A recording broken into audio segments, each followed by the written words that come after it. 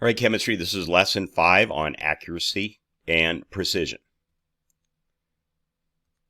So the accuracy of a measurement indicates how close it is to a known true value.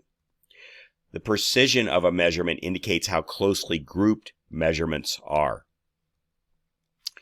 So the darts on this dartboard are not near the bullseye, the center dot, and they are not close together. So this would be low accuracy and low precision.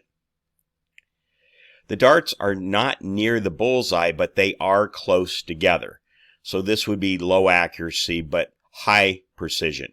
In the case of a laboratory measurement, if you're putting 5-gram masses on a scale and it keeps reading 6 grams, then it's precise, but it's not accurate. It means your scale isn't calibrated properly. The darts are near the bullseye, but they're not closely grouped together. So they're pretty accurate, but the precision is not very good. And finally, the darts in this image are near the bullseye and they are close together. That's high accuracy and high precision. Accuracy is measured by percent error. Percent error is the percent difference between the true value, assuming you know that, and in this class we usually will know a true value, and the measured value that you got in the lab. So percent error in measurement equals true value minus measured value over true value times 100%. The absolute value brackets on each end means that the percent error is always going to be a positive number. Example, a student measures the heat released from a reaction as Q. Q, we'll learn later, is the symbol for heat, equals 15.7 kilojoules.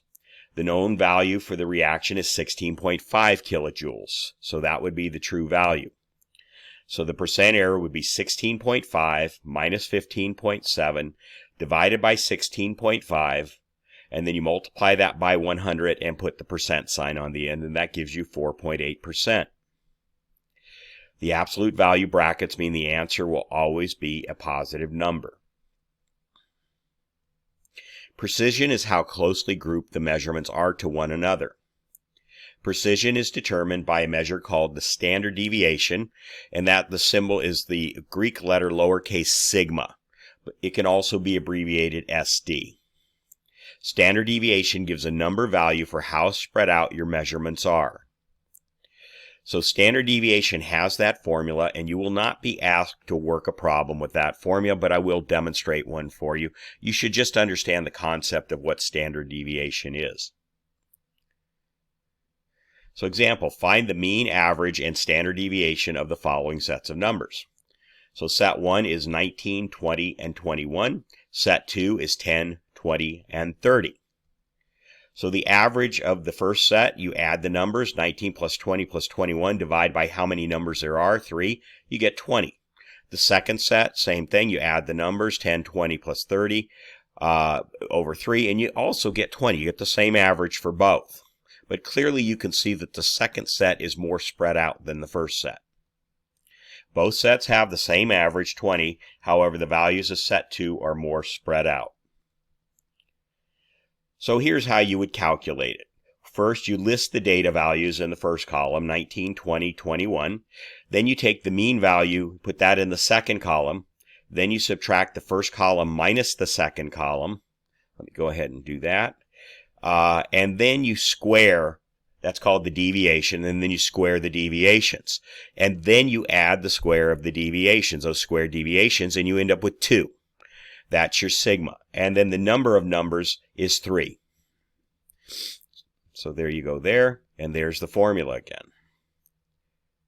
Okay, now we're going to do the same for the other set. So 10 minus 20 is negative 10. You square it, you get 100. You do the same process for each additional line, and you get this, and then you sum up the deviation squared, and you get 200.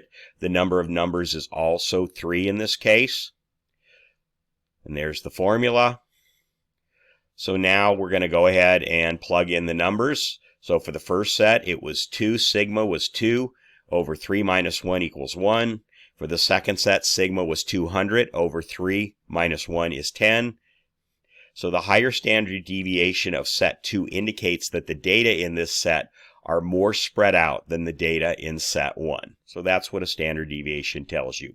For a normal distribution, that's called a bell curve, 68% of the values fall within one standard deviation of the mean. This small data set is not enough data points to see that here. Okay, so that's a brief lesson on standard deviation and on precision and accuracy, and we will be using that a little bit in the future.